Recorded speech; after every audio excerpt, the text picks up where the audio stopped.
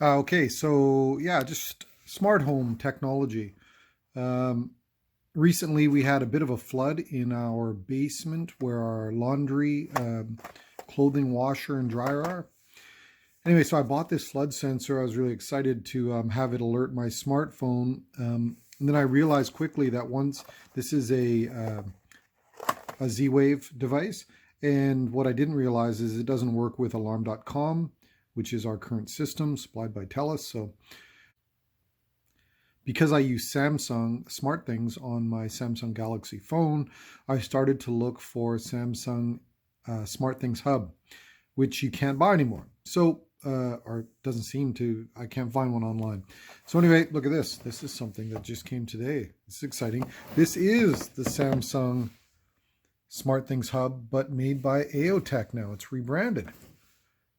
And so this should allow me to hook this up to my home network and then connect Z-Wave devices to the hub, and then use Samsung SmartThings from my smartphone to control all these devices.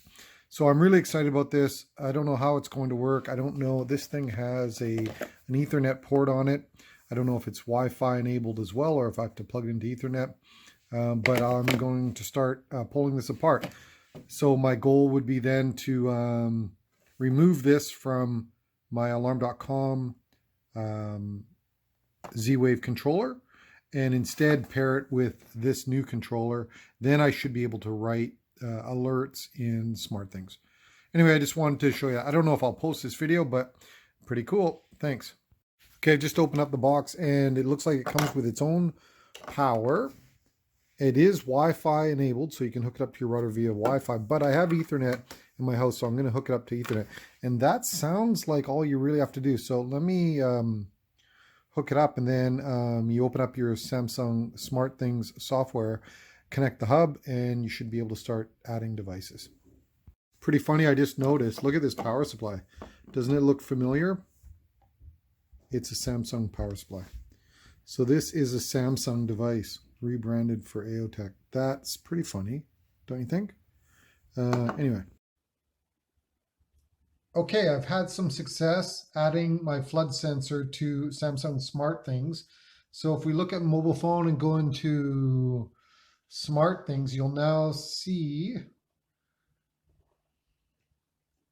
where is he? There he is. Let's go.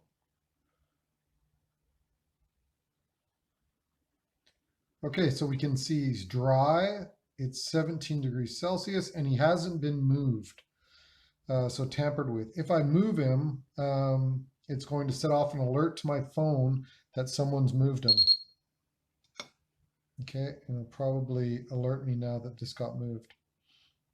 Okay, but what's cool here is you'll see that also in SmartThings, I have some other devices. Like this is my Sonos player in the living room.